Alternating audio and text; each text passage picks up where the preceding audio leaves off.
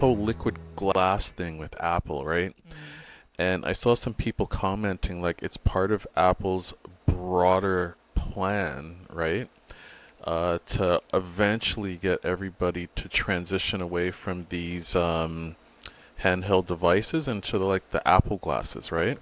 It just start the eyes slowly start to adjust to seeing things like that, so it's an easier transition. And I'm like, sometimes you wonder, do you really give these people this much credit, or is it just it was something cool they came up with and thought it was different from what everybody else is doing in the market, might be easy on the eyes, and then they slowly develop into things, or do they actually have this methodical 20-year plan to move people from physical devices to other types of like augmented, reality stuff, you know what I mean? I It's weird because when I think of Apple, like even today, let's be honest, they're the company that technology wise, they're very much behind.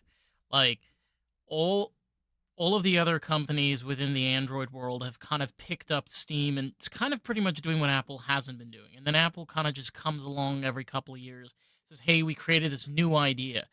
It's like, "Hey, Android's been doing this for years. Like, where have you been?" You know? But at the same time, like you're right, like Apple has this tendency of doing things. And I think we've talked about this before. I think that influence has to do where like Apple's in this like weird world. It's like where they're woke and extremely progressively liberal, but at the same time they're like kind of supporting the middle, like the underdog, like the underground, the indie scene. But at the same time, like they're trying to like promote themselves as something that they're not. But I do hear you what you're saying with that liquid glass idea. It's like you're not wrong, you're not far off Yeah. either.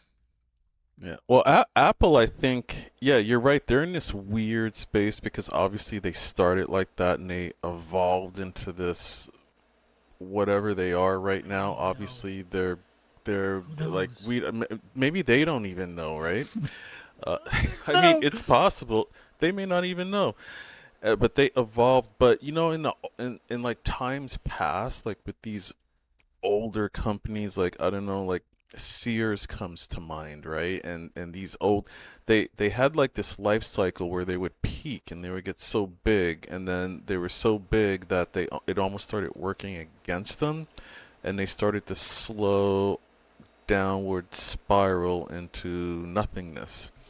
But I think Apple is maybe aware of where they are in the life cycle and they're trying to balance it out. And maybe that's where the identity part is a little, who are we really? What are we trying to be? I mean, who knows? We're just talking here, right? Maybe they have a clear cut understanding of who they are and where they fit into the realm of things in the world today, right? I mean, but the funny part about it is that like it's kind of always been a company where they focused very heavily on innovation and design. You know, like I think we both can remember a time where Apple was kind of that brand where it was hard enough to get music off the internet. It was kind of nice to have this device that just was kind of simple. It had a click wheel. It did what you wanted. You plugged in your headphones, you got your music. If you're going on the train, you're going on your bike, or just going around. That kind of stuck with a lot of people because that's kind of what Apple was. It's like you want technology, but you want something nice. You want something that's simple, gives you kind of a direction. The issue is you're right. As something grows, keeps getting bigger and bigger and bigger, it kind of loses identity. I mean, this is not the only company that suffered from this. I mean, think about like video rentals, electronic stores. Like we had Circuit City, Best Buy was massive. There was Tower Records, um, Blockbuster, Hollywood Videos. I mean, there was a ton of other places, but like they got to a point where they got so big, they weren't realizing what was blinding them that they just withered away into nothing. Yeah, it's funny you say things like Blockbuster because essentially, if you want to look at parallel tracks, you could look at Blockbuster, you could look at Netflix, because maybe to some people who are listening to us talking right now, they may not be aware that Netflix was around way before the days of streaming, you know. I mean, particularly I used to order or rent stuff from Netflix, Hmm. but you know, you'd get these cool indie films from different part of the world and you know, you'd mail it in, they mail it back to you and then you mail it back to them and all, but you know, Blockbuster was there with all their physical locations and I mean, obviously for since their inception, uh, I mean, you had the small mom and pop type rental stores, and then Blockbuster turned it into this spectacle of a thing. It was a thing. It's a Blockbuster night, right? And it was interesting to see that evolution because obviously people at Netflix had a vision and they made a transition. They said the future is this. They lost money for, I think, 12, 15 years when they transitioned to online streaming. So obviously they had a vision, a plan. They had to be prepared, knowing they were going to lose money for a decade and a half before they actually turned a profit over.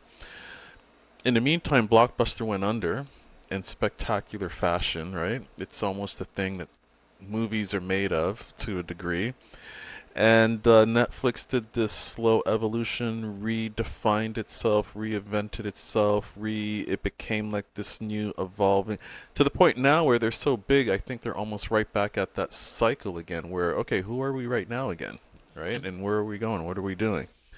Uh, you know, the idea that we forget is our involvement with entertainment, you know, particularly films, movie, comedy shows, or just Broadway production, just anything that's on a stage, very much came from interactions. You know, there was, again, like we were talking about, there was a time where you'd get music, you had to go somewhere physically. Sometimes actually like start opening up a conversation with the guy that's selling you the music, you know, or the person that's trying to sell, like give you a video rental for you and your family to watch. You know, I think that's what's happening with even with movie theaters. You know, people have been asking, or the question's been going on, where movie theaters are kind of failing at this point, and it's because it used to be a place where everybody could afford to go to the movies. Let me say that a little louder. Everyone could afford to go to the movies. you know, it's so funny you said that. I was talking to my wife the other day. I'm obviously, as a filmmaker, I'm an avid movie fan. I still like the cinematic Yeah, it's experience. I nice. prefer to go to theaters. I prefer to watch stuff in the theaters versus at home. More specifically, I prefer to go to theaters where they have equipment and technology that I do not have at home, right? Yeah. So it's a different kind of experience. But having said that, I think we went to go watch something the other day or a couple of months ago, and our theaters here, and I'm not going to call them out because I understand the times have changed, costs have risen. I was shocked though to see that in 1 year the price, because typically here you can go watch a film for nine bucks, right? And I noticed the price doubled in probably less than a year. All of a sudden it's 20 bucks just to see a regular film, whereas it was, and then you look at the popcorn and all the stuff, and it's like, whoa, that like almost like went 2.5 times the price from last year, right? And it's like, wow, okay, so no wonder you have a lot of families I could see. You get two people, three kids, and it's like, yeah, let's make it a Netflix night, right? It's only costing us so much for five people. We can make our snacks at home, and versus you might be going to the theater with just a family of five, and you're dropping $500-600 maybe, right? Just in all the stuff, you know. So I get it. But we're in 2025, right? Hyperinflation, all of these things, the cost of doing everything has gone up, materials, this, that, whatever. They're trying to keep pace, and the rest of the world is trying to keep pace. I understand why there's so many people on strike. I get it.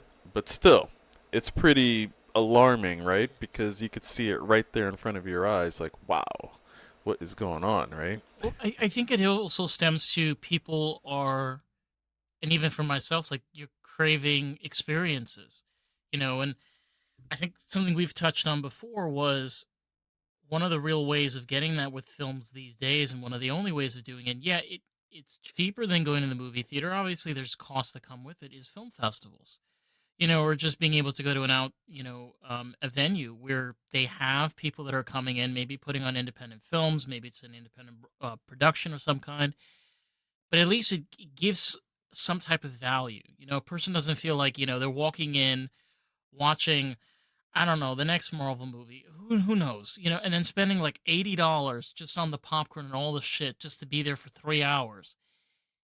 Instead, you're in an environment with tons of other people, maybe artists or content creators, and then you're in this experience. Then you got the director and the producer that's coming out and introducing the film. You're like, holy shit, and everybody's applauding, and you're all over the place. People want experiences. And you said something, and you hit the nail on the head. There's something about the shared experience, Yeah. and I haven't seen this Minecraft film that, but when it was actually announced, everybody thought it was going to lose money hand over fist. And it was funny because obviously the film came out, and I'm seeing clips of like mayhem going on in these theaters, right? And I'm sitting there like, wow, these all of these people here are obviously having a shared experience. I know there's some people that were quite annoyed about it, and other. I just, again, there's a time and place for everything, and I Obviously. appreciate how the UK theater said, hey, we're gonna have special screenings late at night. For these types of crowds Mm. and normal families, you can come at this time of the day. I appreciate that they got ahead of it and they did that. But I actually thought it was great to see people having such a great experience in there, and they're just laughing and having a good time, and you'll never replicate that by yourself at home, right? So as you said, it's that it was a unique experience, and I'm like, shoot, I wish I don't know if I was in the UK or something, I would have went to those midnight screenings of Minecraft, just to see that energy because they look so excited in there, but yeah, it's a unique experience they won't get at home. That's why they're going there, right? Right. And it's also where, we forget one of the benefits and one of the drawbacks of being able to have the internet and have this ability of connecting literally across the globe. you know People want more now than ever to have those physical interactions, have that shared experience. you know we're talking about Minecraft, but there were attempts of trying this many years before. A great example of it was Rocky Horror Picture Show that came out in the 70s. Like, I think if that movie came out in the time of the internet, it probably would have been a different story. It probably would have had something like what happened with the Minecraft movie, because these movies entice that shared experience. It's like you come to see this so you can watch it with your friends, or your colleagues or whatever. And that that is a special talent right there, because that really taps into where people's minds are for the times. Yeah. One of the most memorable films I can speak to, there's probably three of them, and I can go through, but I'll call one out because it's more Sure. recent in the past. I don't know if you remember the film The Disaster Artist. It had James Franco as the lead. It was based on a true story about these guys who did this indie film called The Room and the ridiculousness of Oh, the making of the film. yeah, I know what you're talking about. And yeah, so they did the film The Disaster Artist, and obviously I went to see the film. Now, the film has a cult following. It's had a cult following for I don't know how many years now. It screens at midnight screenings all over the world at film festivals still, like maybe 30 years plus after it was actually made. So I knew the film had a following, and I knew a lot about the background of the making of the original. So the Disaster Artist I thought would be a fun film to go watch, and I went to the theater, and when I wanted to go see it, I was shocked because the theater was sold out, and I'm talking about a 600 seat theater, and I had to literally like sit in the front row, the where your neck is like looking up at the screen, and it's Huh? so uncomfortable. You barely really see the film, but what I remember most about that film is I would look back to a packed theater. Almost every seat was occupied. and people were just laughing at the scenes because they knew the story so well, that when things would come up, whatever, them tossing a football, all of a sudden I saw a football getting tossed in the theater, right? And it's like they just knew the film so well, they were reacting to like everything in there. Uh, Not like Minecraft movie, but Close in more of a enough. fun way, Yeah. more of a fun way where I'm seeing people just laughing and this, they're like falling over, and I'm like, if I watched this film at home, it would have been a completely different kind of experience than whatever I'm seeing right now, right? But that's, you don't get that every time. You know what I mean? In contrary to that, I'll say one of my favorite films, Interstellar. Oh yeah. I went to go see it probably 21 times in the theater. And largely one of the reasons why I went, okay, filmmaker here. So the first few times I wanted to see the film, gripping, I wanted to understand it. Every other time after that, I really went to go watch I wanted to watch the audience watching the film. And I was watching the audience on certain scenes to see how they're reacting. There were some scenes where I'm like, everybody's on the edge of their seat right now in like anticipation of what's going on. And it speaks to Christopher Nolan and what he's doing in his work there.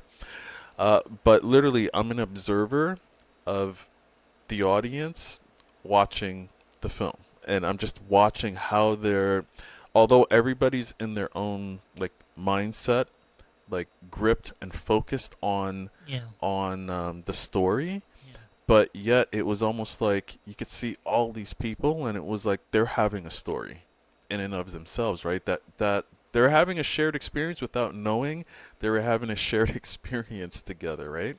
But And it it also I one thing that I really loved about that movie, it really taps into the idea of what it is to be really alone.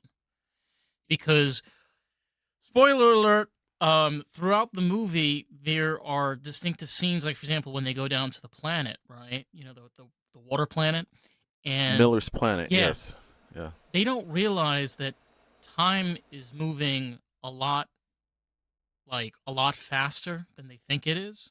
And by the time they go back onto the ship, I think it was like 20, 18 or 20 years had passed since they landed or something crazy yes. like that. And that just plays with your mind. You're just like, but the scene was only like 5 minutes. Mm.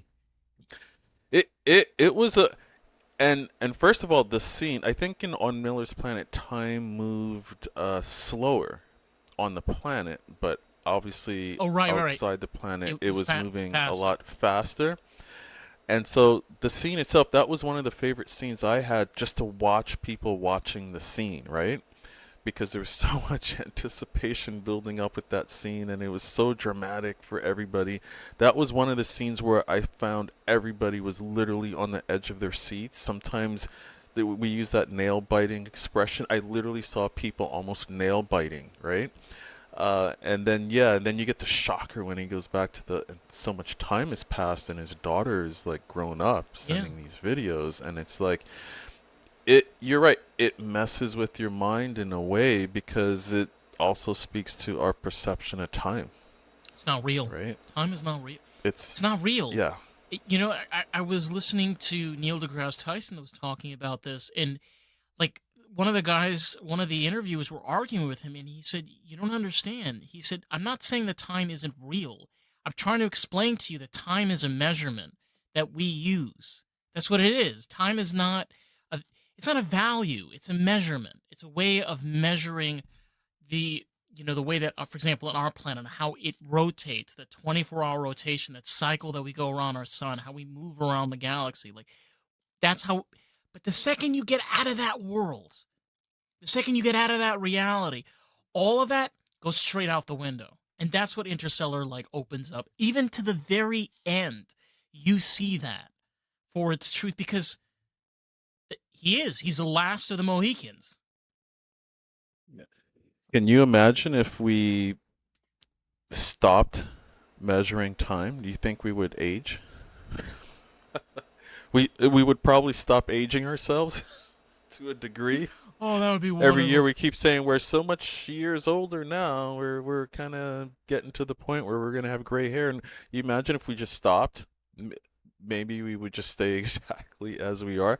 That could be a whole sci-fi movie in and of itself, right? But although I think there was one with Justin Timberlake, but No, um, there was one around that idea. It came out in the 70s. I think it was called Logan's Run, where people I think lived they had to like live until like 35 or something crazy like that. You know, like this idea of where like we don't follow the bidence of time. It's just there's the cycle, and then once you finish the cycle, that's it. We move on, and that's it. I'd like hmm. that is kind of the crazy tipping point of sci-fi because the second you start getting into those realms like wormholes, time portals, time travel, time changes, like there's a lot. I was saying to somebody the other day, I don't remember who, I said, I feel like my worldview of life was shaped by what I was watching when I was around 8 to 10 years old, which is Star Trek. Largely Star Trek Next Generation. So I have gone back as an adult, and I wanted to go watch all of the series that I used to watch when I was younger, Next Generation. I did get through that like a decade ago, and I've recently started Voyager again, just because I want to know what I was actually watching when I was a kid. Because it's hard to Because when remember. I, It's hard to remember all of yeah, the things that are going on in there. it's well, and I remember watching those things like, oh, cool sci-fi effects, makeup, costumes, alien space, space stations, spaceships, all of that type of stuff. But when you go back as an adult and you start looking at, okay, what was really influencing me as like a kid, right? And as I go back and look, I'm realizing, I think a lot of my worldview was shaped by what I was watching. But they, just storytelling wise, I mean, I feel like we're living in if we went back in time, maybe even to the original series, whenever that came out, the 60s, 70s, we might as well be living in that era now because I'm looking at stuff. I see all the artificial general intelligence they use, the tablets, the mobile devices, everything. It's like, oh, okay, so we're here essentially, right? The only thing I think we haven't done is explored space, to my knowledge. Maybe we have already. You never know. You never know these days. We might already be way out there, and by the time we know about it, it's like, oh yeah, by the way, we established a colony in this galaxy. And it's like, well, when did we like leave Earth to go to some remote galaxy? And you're like, Mm, oh well, we did that in the 1950s, and it's like, what? yeah, like when did that? But I think that's something that gets lost in translation. You know, especially even when you're dealing with Star Trek, because a series like Star Trek, right, which was created by Gene Roddenberry, the reason that series got its roots was because of somebody like Lucille Ball. Nobody wanted to put up that show at all. And here you have this person that gave us Lucy, you know, that comes along and like, here's this man's idea, which Gene Roddenberry had a lot of science behind what he was creating. It wasn't just some sci-fi show. He really wanted to keep some realistic elements into it. And even 60 years into the future, you could still see that. Like you said, like as an adult being able to watch this, you see how even if it's very much of its period, there's a lot of things that goes beyond imagination, goes beyond fiction. It delves into what ifs and possibilities using our physics and understanding of geometry and science. Do we have warp technology? I don't think so. But it's cool. It's really cool, especially the engine room and you see those balls of light. And you're like, holy shit, is somebody gonna die? Nah.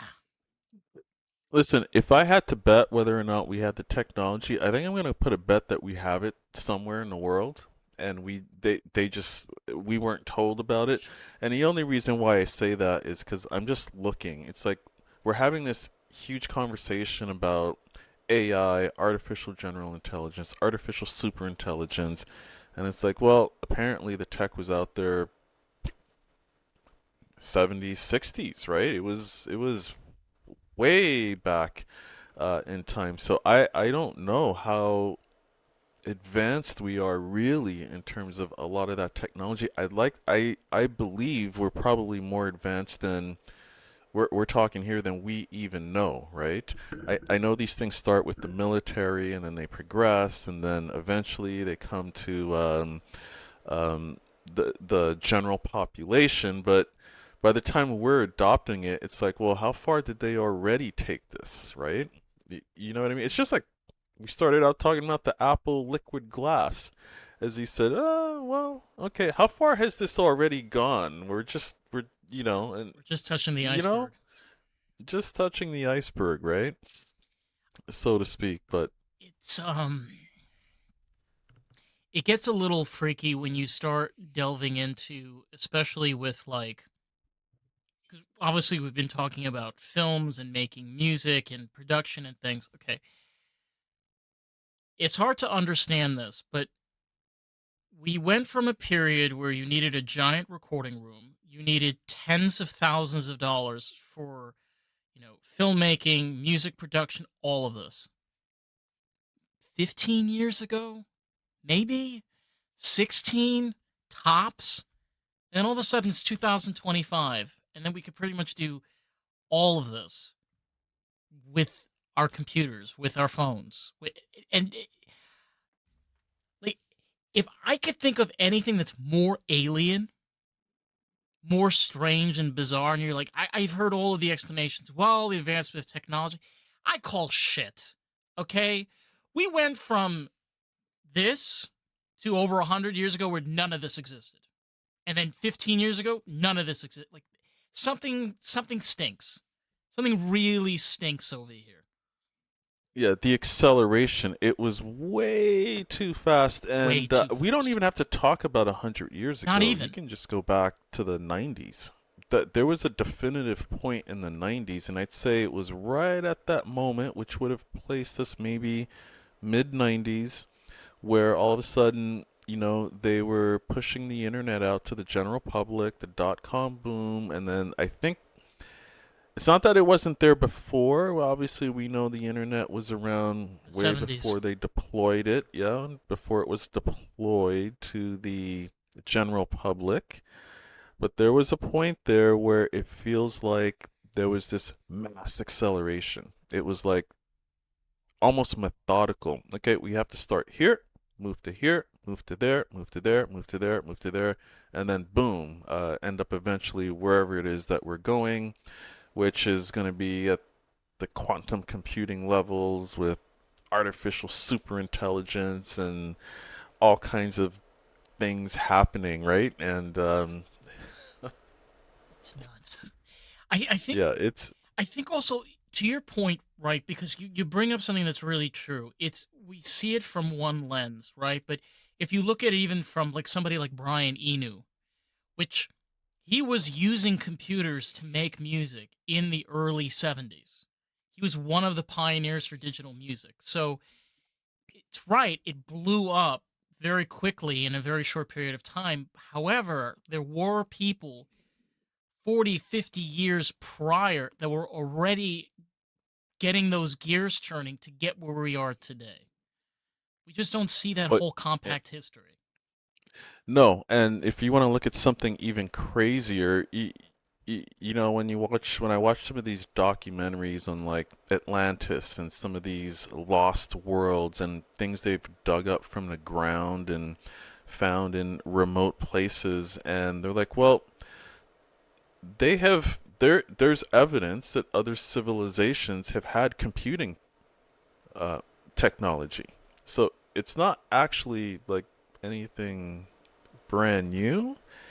Might be for us, you and me today in 2025, but maybe for if you want to look at the human history and obviously we don't even know what that story is, but if somebody from a different perspective and a different dimension is looking down on a story of humanity start to finish, you might probably have seen these rise and falls of I think we're completely integrated in technology in the history and story of humanity. We just probably don't know how exactly, right? Because we just don't know our whole story, which that's No. a whole nother thing, right? Well, the other thing I was talking with somebody about this, where we have this limited scope of where all technologies must stem from electricity, which a lot of our technology today stems from electricity and petroleum.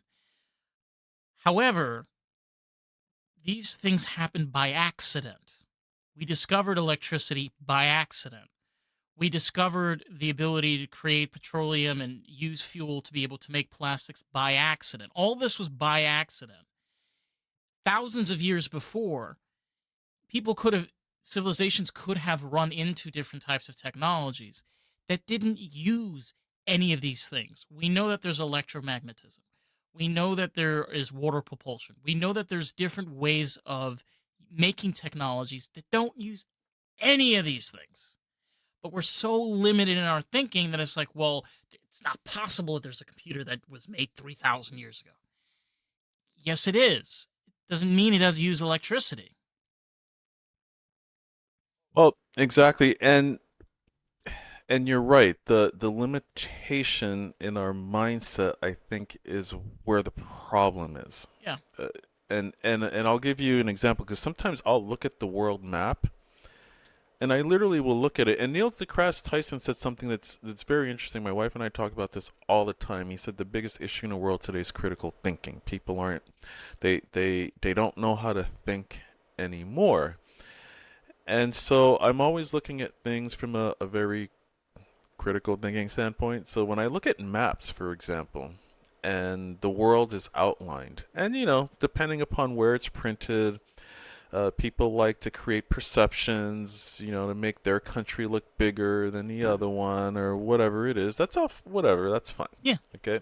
I'm not calling out any names, but Russia. apparently that's the, Sorry, I have something in my throat. that, yeah, Yeah. that's like a thing. Okay, fine. But then it's like, is this really the world? Like, I don't have the capability to walk to every continent and walk over the ocean and see if this is actually there, or is there something else over here that's just excluded from this thing? Um, is there more than what meets the eye? Maybe that's just my inquiring mind that just wants to ask those questions and know. And it's like, but how would I know? I'm not, obviously maybe Elon knows because he has satellites in space, right? Oh yeah. That man He has may got have his a he's got his South African fingers all over the place. yeah, he's probably got satellites in other galaxies already. Just forgot to tell people, right? Yeah. And well, there you go. If we have another colony in another galaxy, it's probably Elon, and they'll have a Tesla car out there. And he did actually launch one into space a few years ago, so maybe he was sending it somewhere on purpose, right? I mean, way better publicity stunt than Katy Perry going up to space. I'm just saying. Just saying. Yeah, that the Tesla makes way more sense, right? Way more sense. But At least it went to space. You know? Let's clarify that too. listen, if you were offered the ride, would you take it? Honestly, no. I don't. What do you think? It's too early? I think that as much as I love sci-fi and much as I love space travel and just as I said, a final frontier, I don't think I'm a part of the generation that gets to experience that. I think that my generation is the ones that get to see these things early wise being built, and then possibly the next generations maybe having that opportunity to venture out. Like the first, we might be able to be alive to see the first space bay being built out in space, where they start actually building spacecraft in space. It's like, Jesus fucking Christ! It's 2025. We're still building them on this planet. Like, Yeah. A la Star Trek, right? They used to build them in what? space. How else are you supposed to Literally. build something that's traveling in space? You're building it on Earth with all the rules and Yeah. regulations of gravity and physics. Like, get Uh, the hell yeah. out of here! You can only do it up there, but Yeah. I feel like there's so much to discover on Earth that we have yet to discover. The Earth is so big, and I've only seen maybe not even a fraction. I don't even know what it's called. And that's the stuff that I'm aware of, yet alone the stuff we're not even aware of. And I'm sure there are things on this planet and places on this planet we are not aware of it. You're not going to find them on a map, purpose, intentionally, I don't know. I just feel like there's so much to explore. It would almost be a shame, for example, let's say if we left Earth now to go discover another planet and we haven't even discovered our own planet yet.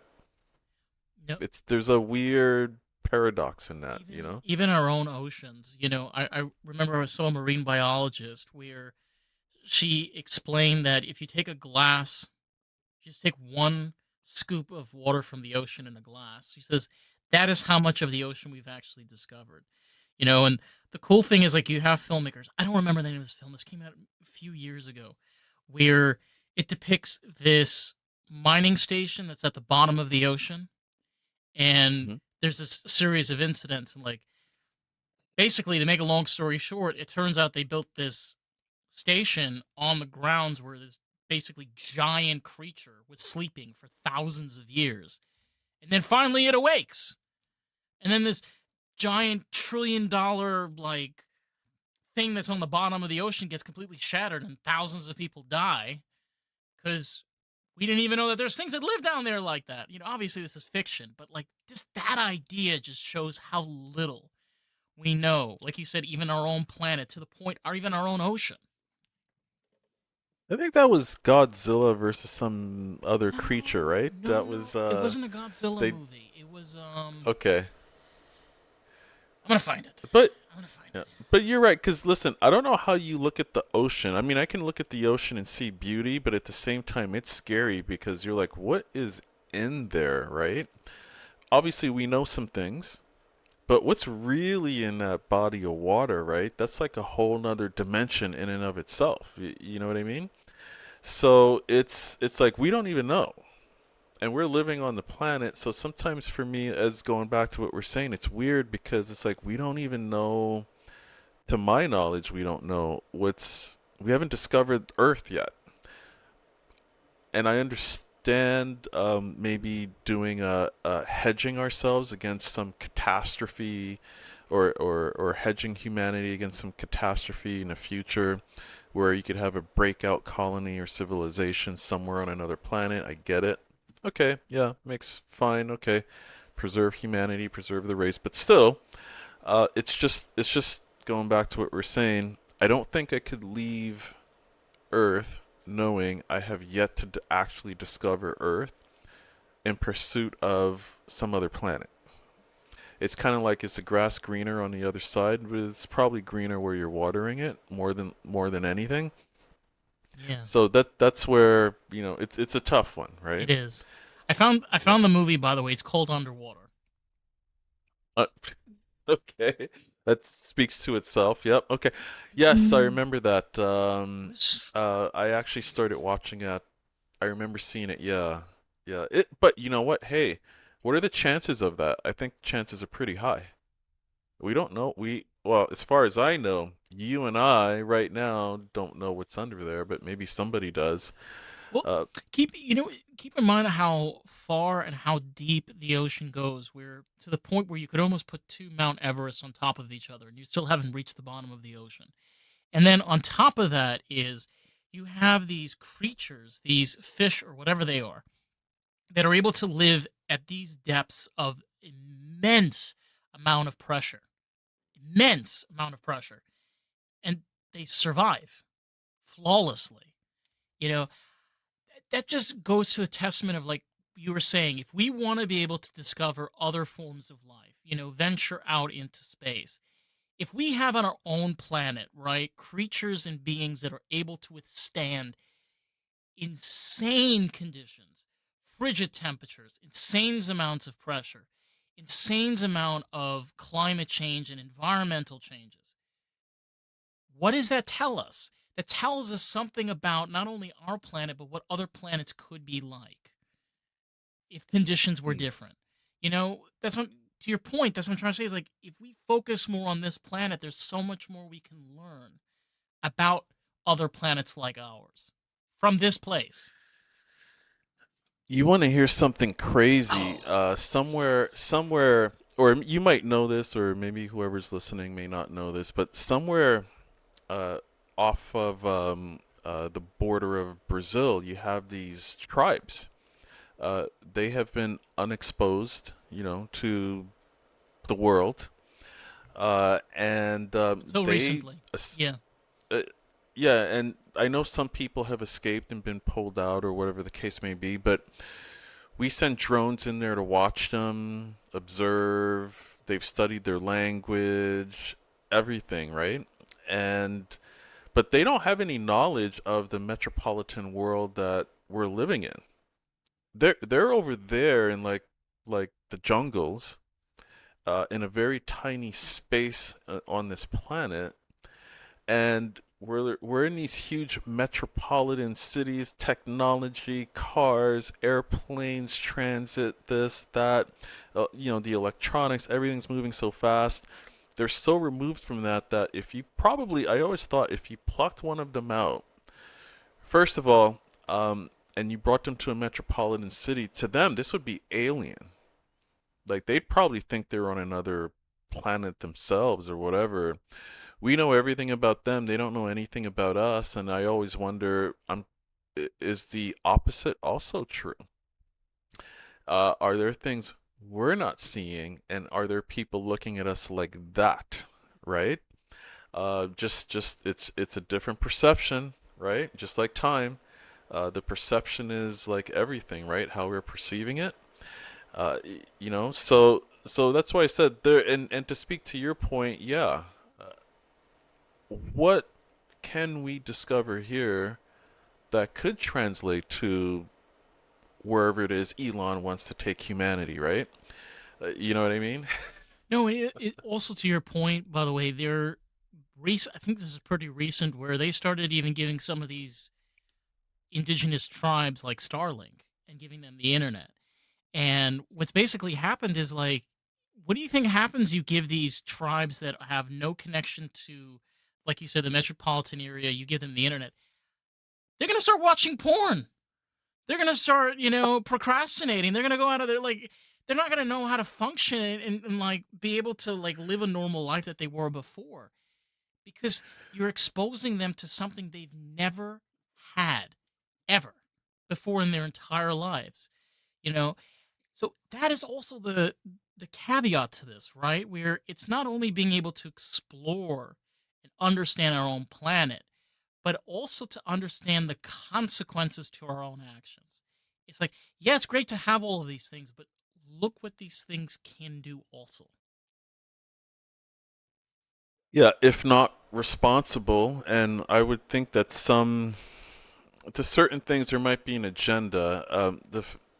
Starlink being introduced to some of these indigenous tribes, you got to ask some questions about that. Number one, just because, do you disturb their natural I process don't think and so. pull them out, or do you just leave them alone, right?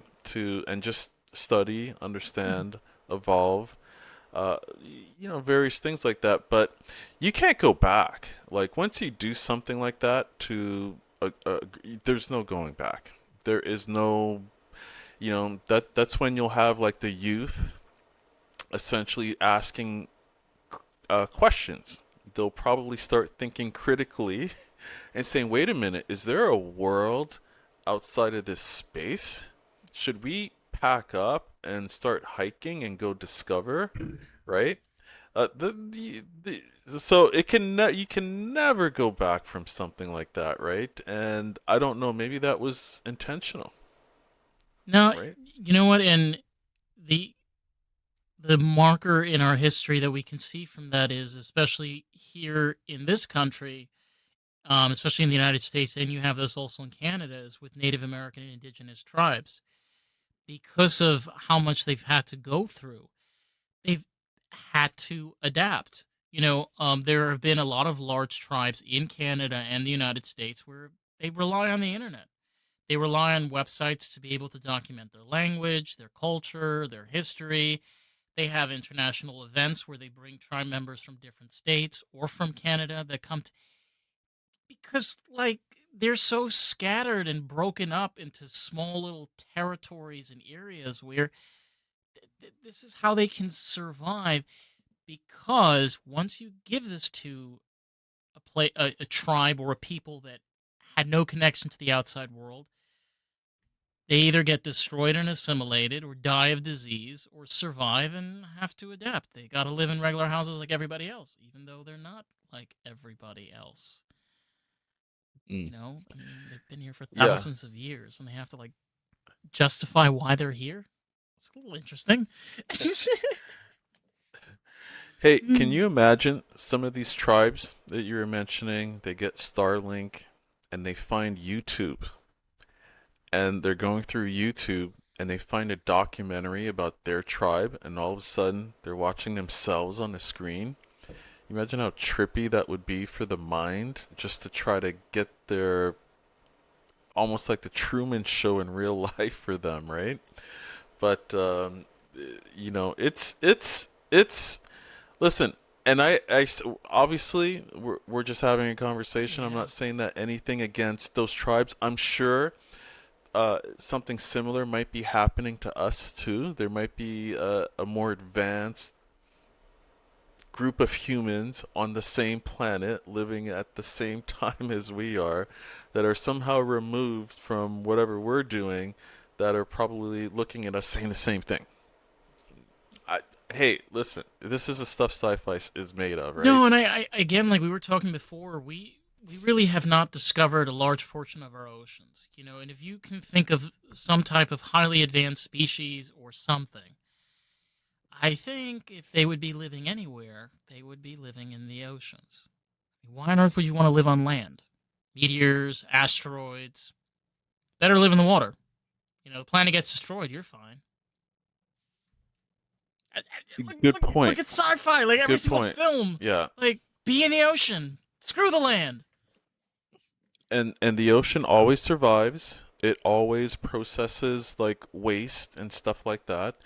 And it's funny, I used to think that the oceans all blended together, but apparently they don't, No, right? nope. They have their lines and borders, and they don't. It doesn't Nope. intersect. Isn't that something? That the water itself obviously is probably a being or a life form. But you're right, just like the Earth is, it's a living thing. But yeah, under the water, again, I love to sit on a beach and just watch the ocean roar and the waves and the blue and the sunlight bouncing off the water, and it's beautiful, it's Surreal. zen, it's so many, many, many It's like what you things. picture at Pilates. Yeah. Yeah, Yeah. but then, you start thinking about it. These are deep waters. I don't know what's under that water. Like it could be it's the total duality, because you're sitting there and it's so zen on the top, but then beneath it is a very well, for me it'd be scary because I have no idea what's there other than what we already know, which, as you said, is a fraction of whatever it is, right? And like we were talking about, even with the division of the oceans, we know that there are species that, even though that they're from the same gene pool, if they're from the Atlantic Ocean and then from the Pacific, they're two completely different species. Like they're the same gene pool. So they're made up of the same genes, different patterns, different scales, different fins, different bone structure.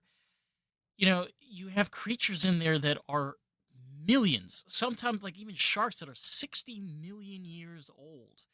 You have lizards, like alligators and crocodiles, which were around in the times of the dinosaurs, that live Yeah. partially in water and live on land. Like, think about that for a second. Some of the oldest species on the planet live in our ocean floors. Tells you everything you need to know right there, right? I mean, we know about the crocodile. Obviously, we know about that, but what else? There's a lot. We don't know. Like, yeah, as you said, whatever's going on under the oceans would have survived any of They the stuff they found that happened on the they surface. found a 60 million-year-old fish last year that they thought went extinct. 60 million-year-old fish, and the species stayed exactly the same that it was 60 million years ago. Now, crazy. So So apparently, what we have been able to figure out as humans is that there's probably about 13 billion different types of living species on the planet, and every day we keep discovering new stuff. Yeah. I can't even measure that number or even comprehend that. You know what I mean? So to sit there and put these boxes around our thinking is almost ridiculous because there it, the comprehensiveness of it all is so massive that you just have to sit there and just almost be in wonder, like wow, there's so many possibilities that we just even if you thought and were to experience a few of them in this lifetime, maybe something does come out of the ocean one day and introduces itself, right? That's only one scenario out of like so many things that could happen over the course of like the human story from start to finish, whenever the start was and whenever the finish would be, right? It's just a sliver, just a small little, Little slice. A yeah, little $7 slice from Gelson's, you know?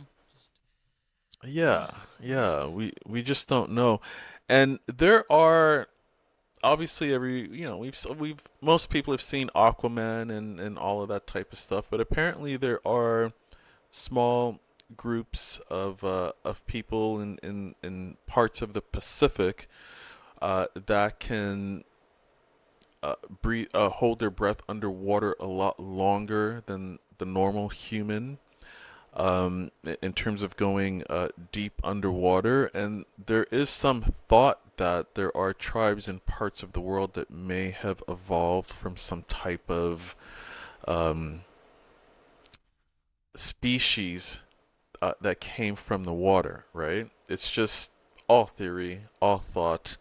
I try not to look at anything where it's finite, but you always want to explore possibilities, right? Because, like you said, there's so much we don't know. and I think that ties in so well with filmmaking, right? Where I think a lot of the films that make sci-fi and science fiction and look into all of these ideas, the one thing that the ones that are really successful get it right is you don't need to get it right. It's just a story. Doesn't have to be perfect. You know, I kid you not. I don't want to tell you the amount of times I've seen that interview where they were talking about Interstellar and then they were complaining about the spacesuits. Yeah. Who So cares? Who it, cares? I feel like sometimes people forgot that sometimes a movie is just a It's movie, just a movie. and you just need to suspend your disbelief. You know what I mean? Interstellar had a broader theme, a message there. Again, you know what's an interesting one? Fast and Furious I mean, I like watching the Fast and Furious films. I'm so entertained by them. Hmm. And I just, the more ridiculous they get, the more entertained I am. I just think they're a really good Be like time the car to watch flying in for a like a theater. 100 miles. Yeah, Oh yeah, yeah. and you see Vin Diesel is superhuman and doing all these crazy stunts. But to me, I mean, the more ridiculous they get, the more I enjoy it. But then I hear people they complain, this is not possible. A car can't fly in space. A human can't do this. And it's like, well, what happened to just having a good time and being entertained and suspending your disbelief with this? It's not always about having every like thing as accurate as possible, right? So that's why I like sci-fi and I like exploring alternate realities, alternate timelines, alternate things that could happen because people aren't going to sit there and measure every little detail of it should be like this. And no, this person would never say it. The uniform doesn't look like NASA's uniform, and it's like, come on. You're there to to be entertained, have a good time, suspend disbelief. And I'm like, are people still capable of suspending disbelief? I ask that question every once in a while, right? I wonder about that. Just because we started like looking at films from such an analytical standpoint and almost weaponizing them, and I'm like, are we still able to suspend our disbelief for 2 hours, 90 minutes, couple hours, just to like kind of get swept up into whatever's happening in the world of this film? I mean, I like to think we can, but I'm not 100% sure sometimes, right? I think also some of the beauty that comes into that, right, is where you have somebody like Mel Brooks, even though he's 98 years old, he's coming out with Spaceballs 2, which I'm just like, that to me is just ultimate creativity in it itself. It's somebody that loves making films. It's somebody that loves being able to tell stories. And let's get something one straight. This man has struggled his entire life. He has had films that have had literally had friends and needed to back him up just to get the ball rolling. It just keeps going. It's like, is Spaceballs anything like Star Wars? Yes. Is it a great parody? Yes. Is it funny as hell? Yes. Is it great to smoke weed with? Hell yeah. And we got a second one? Like, come on. That to me is something that we could look forward to. It's not about getting a political or agenda or making the story as realistic as possible. Even though, like, I know that you love the movie Interstellar tries to portray that, but it's still allowing the story to breathe. You know, still throwing in a little bit of fiction, still throwing in a little bit unreality. You need that. It's a movie. It's not supposed to be real, unless, like, you're watching like Vietnam or World War II. Okay, that's a little bit of a different story. Well, okay, yeah, that's yeah, Yeah, those are that's different. Those nonfiction. are Yeah, yeah, you're recreating something historical, factual, all of that. So yeah, yeah. obviously attention to details is important, but still there was a shift in the audience somewhere. I don't know what caused it, and I'm not talking about so much international audience. I'm talking more about North America. I don't know where some of the jadedness came in, but something did change somewhere, and I'm not sure I where, how, I or I would why, say right? most recent, and this may seem a little bit bizarre, was when they came out with the movie Judy, which was based off of Judy Garland. Hmm. And when they made that film, and I watched that on a plane, I came out of that and I was just so disgusted because the way that they portrayed her was like this rag, this piece of shit woman that literally was just run through the mill and just survived off of alcohol and pills. Eventually, until she eventually killed herself. It just again, like we were talking about before, and how it's really great to be allowed to have a story to breathe, especially when you're dealing with fiction. But then the other caveat is you make a nonfiction story where you literally belittle this person. And then what do you think happens? You have all the people that are coming there of saying, here's to the women, here's to the feminism, da da da, da, and they're going, this is not a way. This is a way of just pissing people off. It's like you're either going to tell a freaking story, or if you're going to tell a historical story, tell it the way that it is.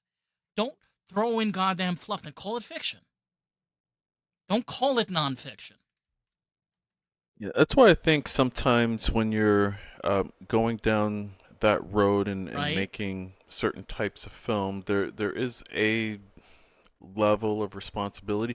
Listen, no different than because that will influence people as you're leading on to. It's Yeah. no different than we started earlier talking about. I said, "Hey, I'm going back to watch these episodes because I just want to know of Star Trek. I want to know what I was watching when I was a kid. What were the themes in these episodes? What were they trying to portray, right? And what was the ideology and what was all these things? Because I know looking back, it did impact me. So I'm just curious as an adult, where, what was planted in my consciousness, right? Where that story Um, started to develop. Yeah. Yeah, and the ideas that would later develop in my mindset and that would influence essentially a lot of my future work. So I was really curious about that. So yeah, going back to what you're saying, I do think they're understanding this, right? That you can have such an impact like that. Even us talking right now is impactful. Imagine the person listening to this in tomorrow or a few years from now, whatever. There's one thing they heard. It's almost like a seed in their consciousness, and then it takes root and it starts to like grow. And 10 years, 20 years, there, uh, again, this was the whole point behind the movie Inception, right? Planting that idea, that inception point. Sometimes you're not sure exactly where it comes from. So when it comes to telling those stories, especially like that, when you have to recreate certain things, I do think there is a responsibility to be as true as possible to it, because again, you don't want to, I guess, necessarily be the. I'll give you a perfect example. We were in Sicily in December. The film we dropped last year, we were at the uh, Palladino International Sports Film Festival. We had a great time, and I was there with the cast and crew of the film, What's the name of the film? EFC, and we were nominated for 7 awards at the festival. We won one for Best Director, which Eh, I guess that was me. uh-huh. So it was super excited for that. It was great, but that brought us to Sicily, and it's really interesting because our DP was there, Jason, and he was there. He says, "I'm here, and there's something I've got to do while I'm here." He was telling us this as we're on the plane and stuff like that. He goes, "There's some footage I need to capture for a documentary I want to work on." And so I'm like, "What are you talking about?" I'm like, "Oh, you're going here to work?" Right? And he said, "Yeah." He says, "So," and he started explaining it to me, and he was pointing it out over there. He said, "The movie, The Godfather, right? Um, when it came out, obviously it was a big hit. It almost um, over glorified a certain lifestyle and a certain type of character, right? So obviously, we adults could maybe differentiate, let's say, one of those types of characters from real life. Okay, um, but apparently there was a whole generation that grew up romanticizing this type of lifestyle and these types of characters you saw in the movie, The Godfather. Um, so much so that it became a thing over there. And I don't want to really speak to any one particular side of this debate, um, but it was just interesting. I just wanted to note, and because we're talking about how much little things affect the psyche, that there was a whole generation who grew up kind of romanticizing a particular lifestyle and particular characters, right? And I don't know if the filmmakers involved started off thinking that would be the case. They're just telling a good story and doing all of those things. But it's interesting to look back so many years later and to see something like that, right? Um, Apparently, it's a little bit of an issue over there that they're dealing with locally. But I think from a filmmaking standpoint, there is you got to have some type of awareness of what you're depositing in that in the ethos. You know, you just Yeah. don't know where the seeds are going to land. And I heard Denzel Washington, which was when he did Training Day, the one he won the Oscar for, and you know, he kind of played the protagonist, antagonist, whatever you want to call it, but he had a requirement for the producers. He says, "I'm going to play this role. However, I don't want to glorify this character, and I don't want to glorify the lifestyle. And people watching this, especially children who are going to watch this, they have to know there are consequences to this lifestyle and to these actions." So he made sure that when the film was done, that was represented, right?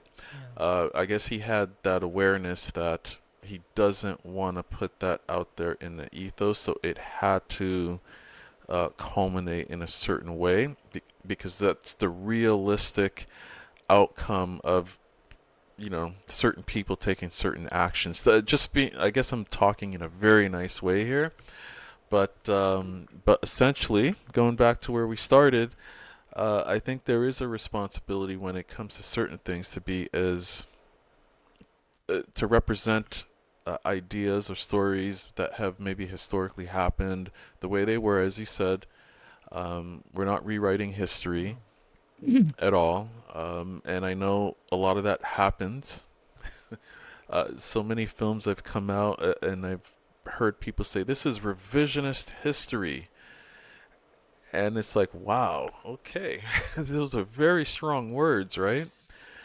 Uh, really strong words, and I'm like, Well, this is insane. well, it's being able to be transparent. The the idea also is when the movie The Godfather was coming out, and I'm originally from New York. And New York is notoriously known as the blue collar immigrant state.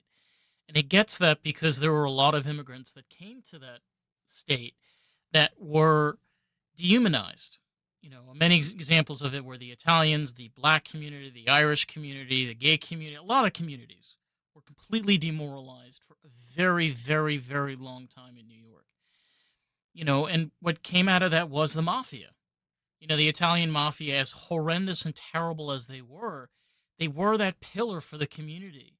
They were the fathers, the grandfathers, the uncles, the aunts, the grandmothers that were all taking care of one another, raising kids, trying to take care of the community. To your point, it's the same idea of like, this is very nice, but again, it's built on crime, abuse, trauma, and there are serious consequences to these actions, to living these lifestyles. It's not just, going over for Thanksgiving dinner and then pulling out a gun at Vinny, and shooting him cold blood in front of 13 people. Like, it's a lot more layered and detailed than that. That's what I think I understand where you're coming from too. Is like nonfiction, you can play around with as much as you want. You can go in all different types of directions. Fiction, sorry, nonfiction. Nonfiction is a whole different story. There, it's you don't have to be the best storyteller, but you have to be a very careful storyteller. You really have to know how to be able to portray the story correctly because it can Yeah. go very sideways very Yeah, easily. yeah, very, very easily. And but on the flip side to that, and I know me personally, like a lot of the work I'm focusing on going into the future, it's I mean, again, I may not be around to see if it ever takes root or not, but I would hope if I was around and the thought took root that it would be in a positive spin. But if you look at the world we live in right now, a lot of people from different perspectives would say it doesn't make sense. There are people flying in airplanes lined with gold, and then there are people you can look at in the richest nation in the world, or whatever you want to call it, that don't have shoes.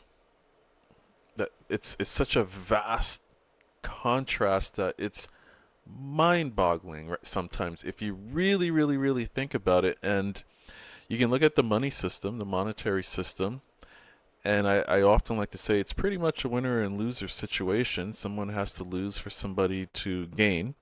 No different than a lottery. You could have 14 million people put a dollar into the lottery, and it's essentially you're almost 1 out of 14 is going to win. But what happens?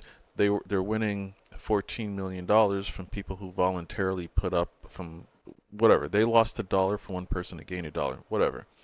Okay, that's essentially the money system. Okay, we've all agreed to the rules of it. Great, whatever.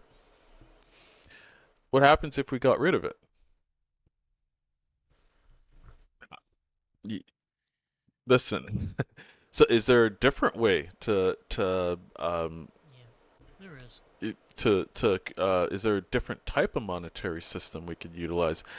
And and these are things that I'm trying to explore in future stuff. But I would like to think that just proposing the ideas and maybe putting certain ideas out there. And by the way, I grew up like debating this for the longest times, and going back, I realized where the inception point came from. Again, that's why I said a lot of my worldview was shaped by TV shows I was watching as a kid. I can see episodes in Star Trek where they were arguing about this system because they had evolved to a place where money was no longer. It was a very archaic idea, they thought, a very old Earth century, like archaic way Yeah. of operating, right? Think about in And think about in Star Trek how a lot of the times when they would interact with different species, they would try to do trade. So, even looking at Next Generation, one of the things that they would do is they would find a planet, try to interact with the species, and, either they maybe have needed minerals or something from that planet, and they would figure out a way of trading with these creatures or these beings. Again, like, I don't think you ever really see money used in Star Trek. Like, very rare. Maybe like in one of those like archaic species that are still using coins or some digital. Remember they had in the 80s, they used to think of them as like plaque cards. They looked like those CD-ROM cards, right? Right. Obviously, that's yeah, not realistic at all, but like back then, that was an idea of what currency could be. That that kind of shows you that this way that we're living is very archaic if we talk about the future. but until you have these conversations and you explore these ideas, sometimes when I just present that concept, I'm hit with a lot of resistance immediately without hesitation. That's impossible. We could never live in a barter society. It's not And I'm true. like, wait a minute. I didn't say anything about that. I'm just proposing the question, We've right? already lived a barter Um, system before. It's only recently in the past yeah. maybe 200 years we've been living in this type of system that's now fiat currency, which in English just means it's backed by trade or some type of valuable good. But like, this is all new. We are very much in a new age of human civilization, like that has only been around for such a short period of time. And I think, again, what is so important about filmmakers such as yourself is you are able to have that interpretation, that lens. You're not just some film director that's coming out of Hollywood and trying to make the next blockbuster that's going to make, $500 million at the box office. You're really trying to portray a story in your head and visually put it out on a screen. That to me, like, that's incredible skill in and itself, especially with the time that we're dealing with, because you have every single excuse that you can use to sell out. Every single excuse. Tons of people do it every single day, but you don't. Yeah, holding fast. I feel like because I've had a broader view in terms of what I wanted to do with films and storytelling, it was easier to just hold. There were opportunities I think I was presented with when I was kind of breaking into the industry that would have probably allowed me to go on a different path with a lot of bigger, more established studios, but I always knew that those pathways would never allow me to do the things I really wanted to do. Like, for example, the next film, one of the ones I'll be doing, Genesis, it's about original thought theory, about how this is a world that has gotten to the point where there's no more original thought. So every thought that could be thought has already been thought. And it's more about how do you get back to that place where those thoughts could be free flowing again. And it's really more about not doing the things that keep us from having those thoughts in order to allow us to have those thoughts again. But um, so broad concepts that I really wanted to explore, and I've always felt that maybe society, human society, might get into certain places in time where there's certain limitations, and when you start to kind of put these little seeds out there, you just don't know what takes root with who, what, where, when, why. And what maybe comes out of it. Maybe it's nothing, absolutely nothing, right? Or maybe it is something. Like here we are. I think Gene Roddenberry's. We've been talking a lot about Star Trek for our time together here, and that was something that. Okay, what did the original series come out in the late '60s or something like that? 1964. Okay, so if it's 1964, that means it was in his thoughts way before that, right? And I don't know how much time he actually spent just to develop the stories, the script, and everything around it. Many years. Let's go back. So let's go back to the 50s because it would he's probably at least a decade into it. Um, and here we are, 2025, still talking about it. And I'm talking It about holds how up. me, It holds up. yeah, It it holds holds up up. even after all this Yeah. time. And how many things, even as you, as like, being, we both being creative and loving the arts and filmmaking and television shows, how many things that are that old still hold up? I can maybe think of 5 things on my fingers.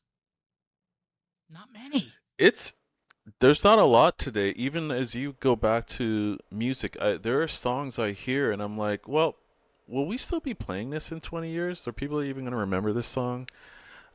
It feels different, right? And again, I can't explain why. I don't know if just because things are just moving at such a fast pace right now. Like for example, you can have a Drake, for example, that he'll put out I don't know, a song today, another one tomorrow, 16 more the week after, and then another album's out 9 months from now. And maybe because things are moving so much faster, we're not sitting with it long enough where it actually, I don't know, has an influence. But you're right. There's a lot of things right now, whether it's just the content or whatever it is. I just wonder, 20 years from now, does it hold up? Are we still talking about it? Like, there's not a lot of movies. Matrix is interesting.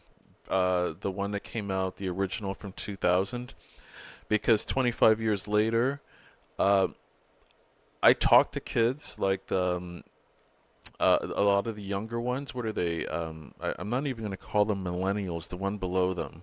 What would they Gen Z. be? Is that Gen Z? That's it. Most of them have never seen the film. I guess I'm alone. They've I guess I'm never alone. watched the film. Yeah. But they know they know the concepts, they know everything about it. They've seen the clips on TikTok, right? And but they could tell you everything about the film, having never seen the film. The concept that was behind it, the concept of being in this kind of matrix, this whole scenario. But I'm fascinated by the fact that a lot of them I've spoken to have never seen the film, but yet they can tell me everything about it, the concepts, the ideas, the belief, and I'm like, this is a good example of a film that has really kind of stood the test of time, right? It still kind of at times feels as relevant as it probably felt like it was more relevant now than it was back when it came out, right? Isn't Um, it interesting on how movies that don't have any societal or political agendas or any social norms tie into them, they kind of leave a mark on people and people remember them even decades later. Isn't that interesting? It's so bizarre. I wonder why. yeah, maybe there something about being authentic to just the story you're trying to tell Authentic. without any That's so hidden archaic, agendas, Jaze. and yeah, Authentic? we lo- Not even a word? could you imagine? Authentic in the age of you know, it's funny because you start scrolling through things like TikTok and stuff, and it's like I've got to the point where I've determined a while ago I will believe nothing I see on social media, even if it's true. I don't believe it. That's my first response. Because obviously most things are not authentic, and until you can actually go and deep dive and check, I look at it all is almost like a TV series. You know what I mean? Because you kind of can't until you can deep dive and check some facts. So it's better just to default, don't believe it, and then go fact check. Okay, yep, that was true. All right, I see what's going on. I believe that, right?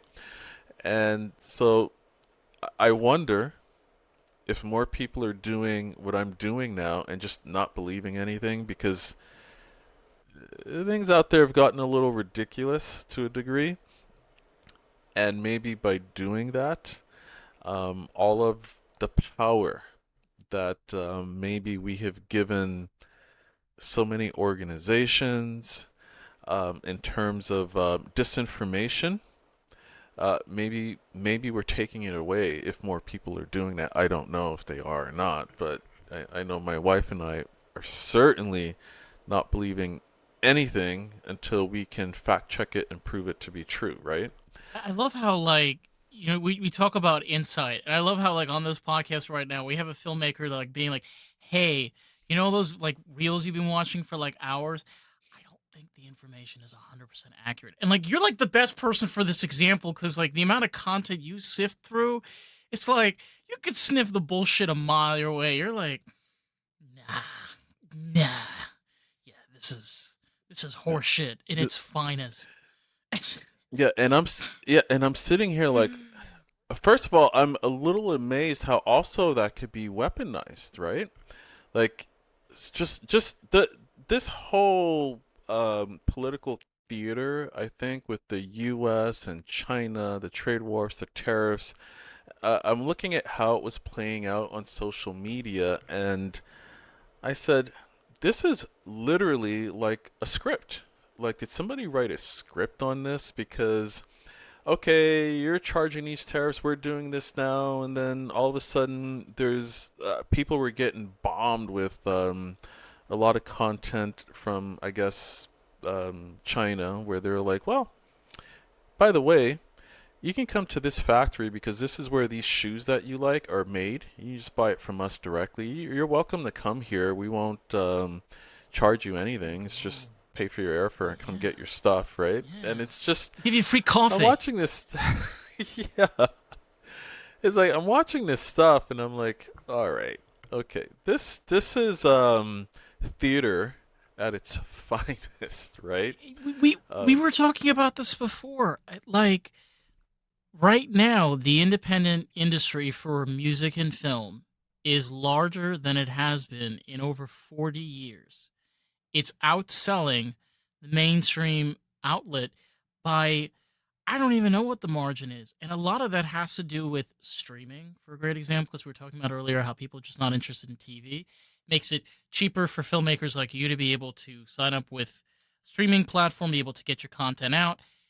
So, you could scream from the high heavens on social media how everything is crumbling, and these tariff wars and all this going on. But like reality is that well, they kind of shifted in another direction. We got Zoom and all this, so we just kind of do calls over the real truth. We know the real truth. You know the real truth because you go through it every single day. You're not the person that's posting those social media reels. You're the person that's actually living what's going on. So, who do you think is going to give you the real? It doesn't have anything to do with experts. It has to be like, who the hell is actually in that environment? You are. Not that bloke that's on TikTok freaking 24 hours a day. Like, come on, man. it's a whole new world, right? It is. It's, and that's why I think, like, for example, like what you're doing with this podcast, you've got. I've been going back and listening to a lot of your podcasts with different guests, Thanks, and man. you've had a variety of Yeah. people, Some crazy. just Just a little different crazy. backgrounds. Yeah, different backgrounds, different experiences, different uh, podcasts in general. I think are great because you're being exposed to. For example, we're having a real conversation right now. There's nothing manufactured about this. Except this There weed. wasn't, and you didn't even pre-plan anything. You're just like, we're gonna go with it. I guess it matches the theme of the podcast. We're getting lost in a groove And here, you and you covered a yeah, lot, and I mean, I really appreciate, especially like you going over with your films, and just your expertise in the industry, because again, like that's something that gets lost. It's like, yeah, it's great to be an expert, but you know, are you actually living the life? Is this, either a hobby that's part of your life and then you're having something else that's keeping yourself financially stable? Is this your main focus on a day-to-day basis? These things matter. This is how we interact as people in industries, in environments, in media, and it's important to bring these things up and talk about them because they are important. It's not just a 30-second reel, on Yeah, TikTok. and the funny thing you say, I've never seen so many experts in any era of my life before, and as you said, there's so many experts and so many things on. So So true. it's like, So many. So many. uh, yeah, it's insane, uh, and sometimes I look at a lot of people who are, um, everybody's an entrepreneur, of course. And I find it funny because there was a time I remember, even in the 90s, early 2000s, people like entrepreneurs, it wasn't a very glorified thing, right? Good luck trying to get money from a bank as an entrepreneur or whatever, right? It was a lifestyle, and it was just it was it wasn't as glorified as I think sometimes it's presented to be. It's a hard path, right? But I've never seen so many expert entrepreneurs in my life, right? And I consider myself almost a lifelong entrepreneur because I've always been kind of betting on myself to a degree and doing my own thing.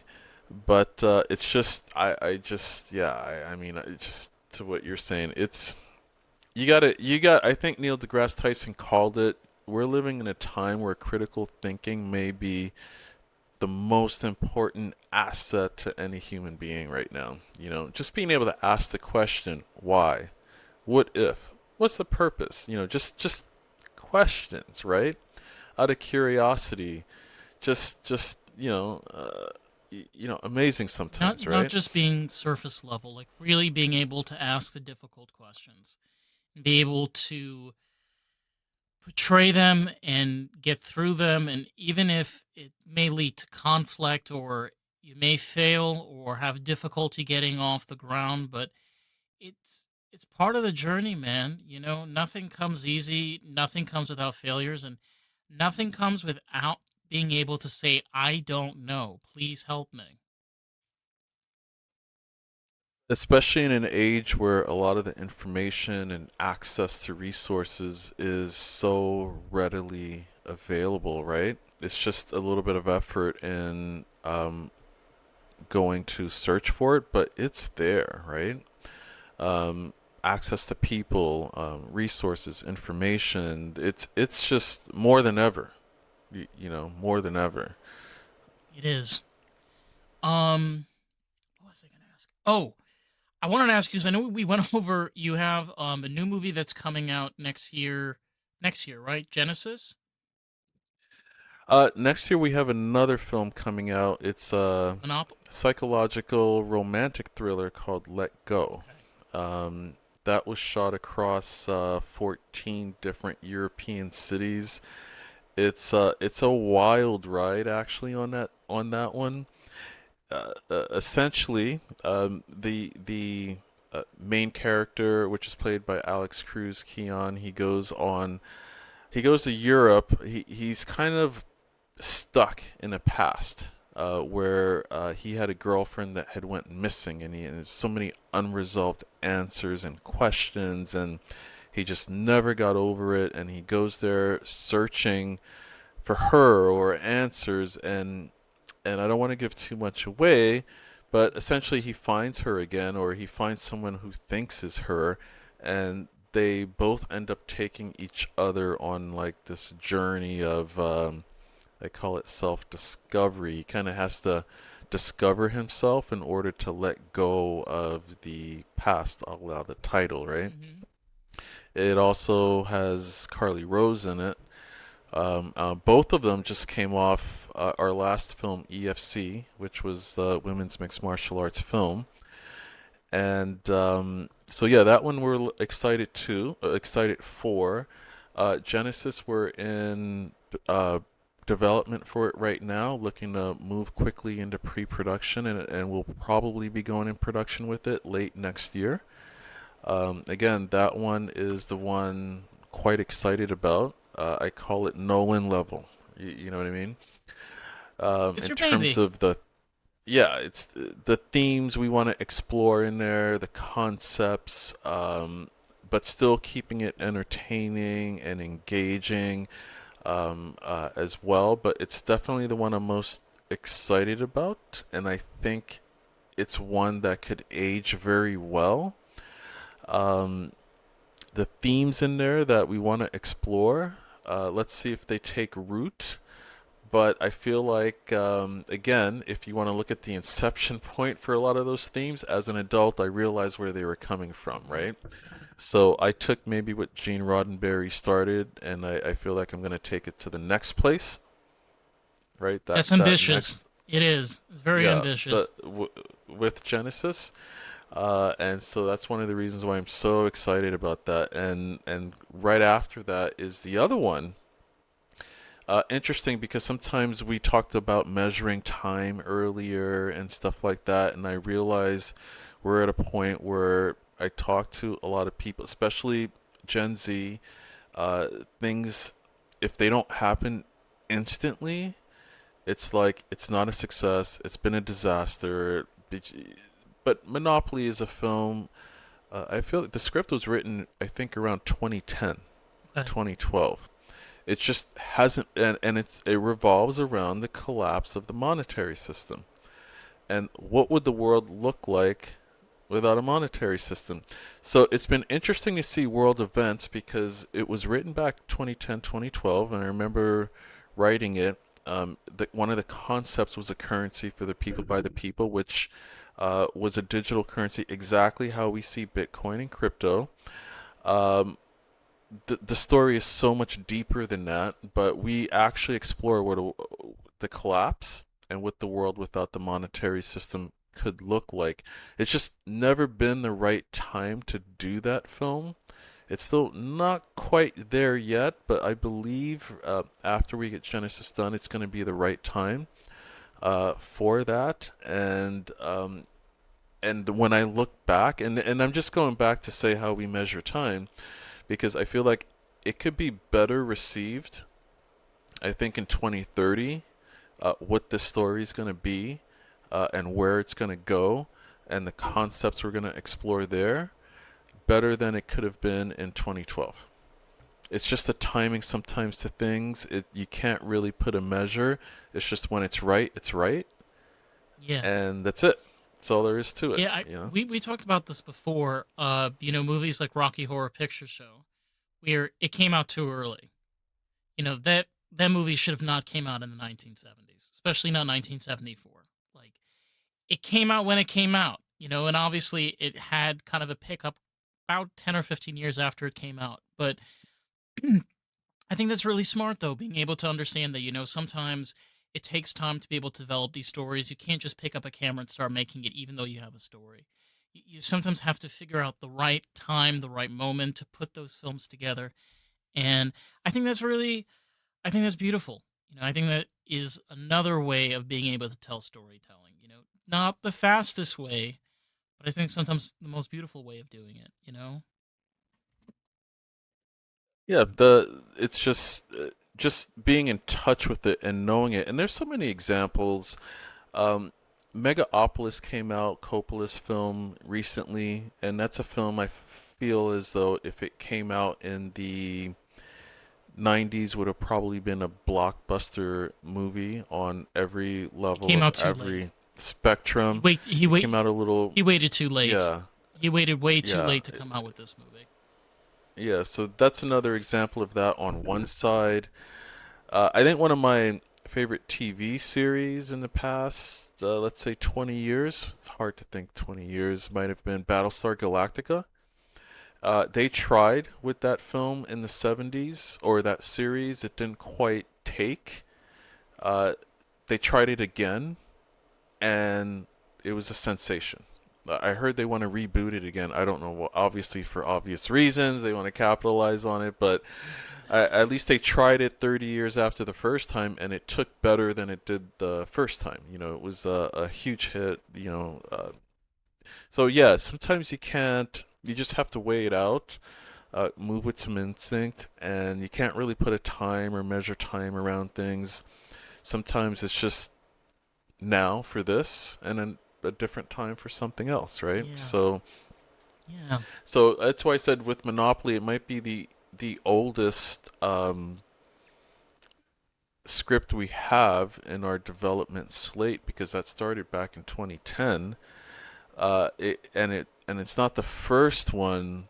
Like, yeah, it could maybe end up being the last, but I still feel as though it's an important story to tell.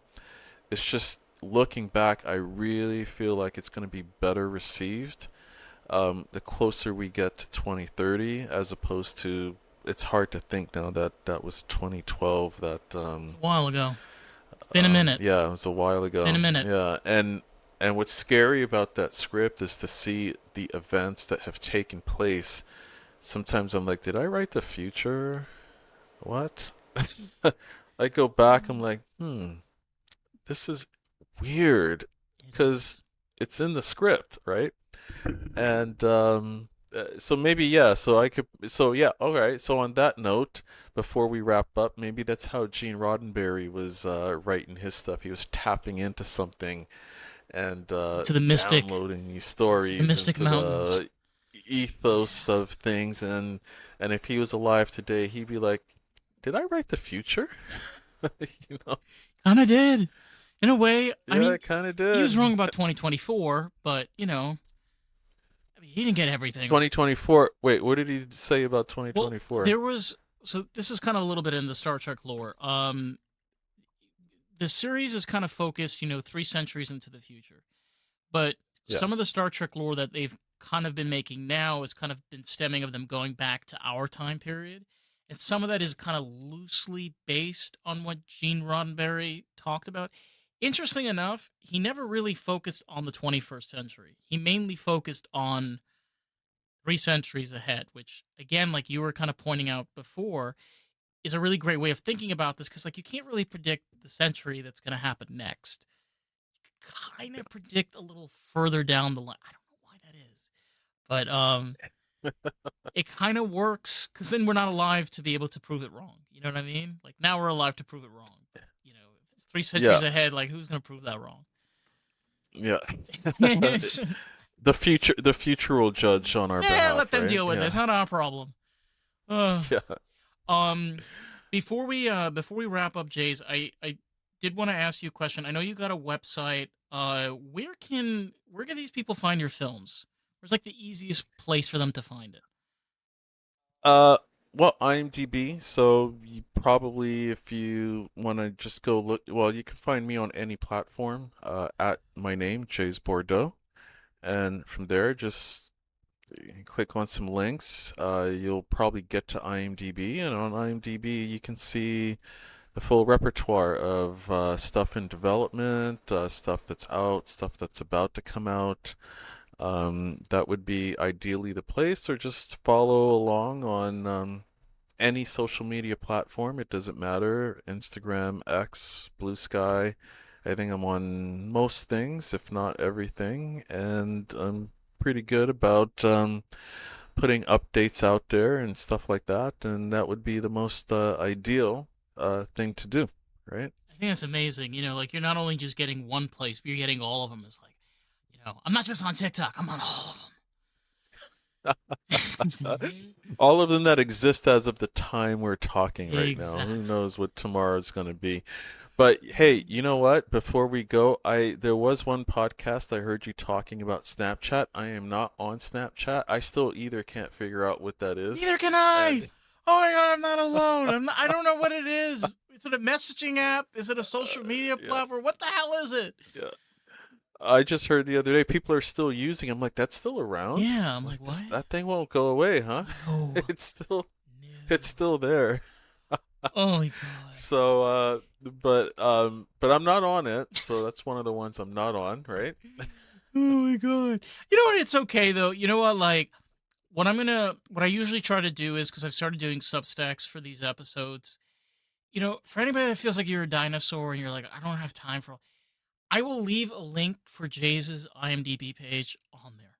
All you got to do is click that orange button, and then bam, all the shit's right there.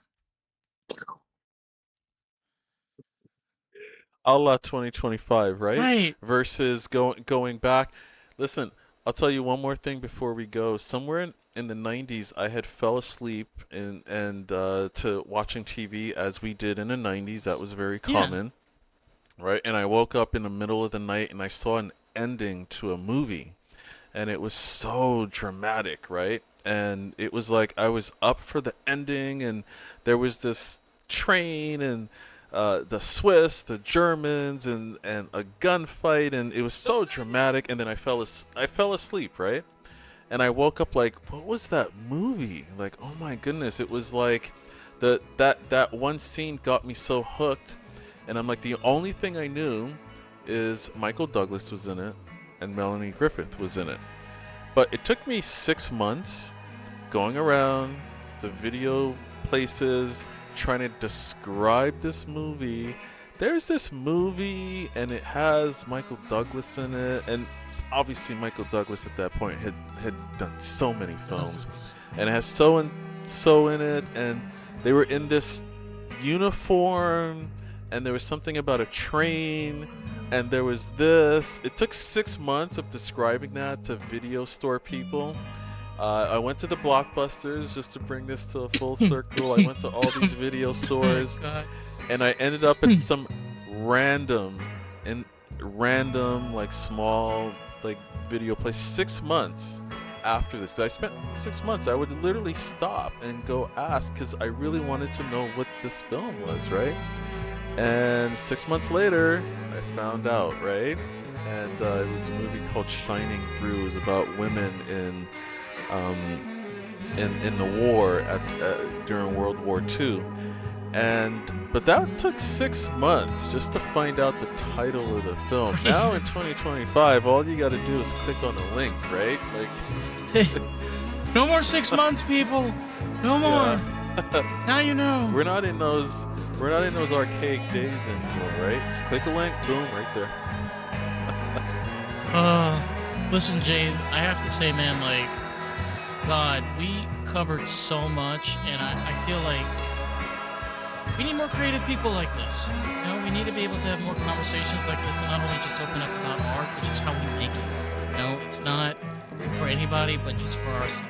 These are our stories, and we just want to share them. We want to share them with everybody, and hopefully be able to leave a mark, last maybe centuries.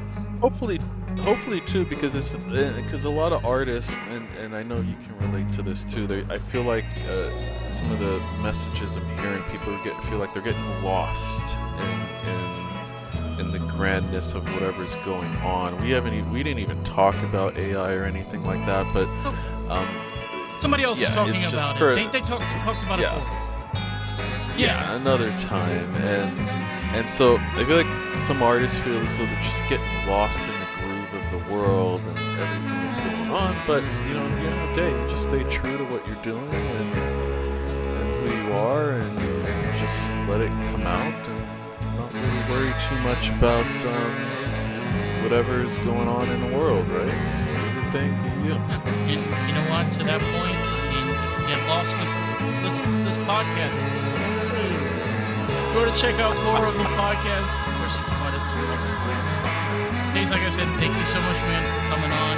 All y'all want to catch up with more of this podcast.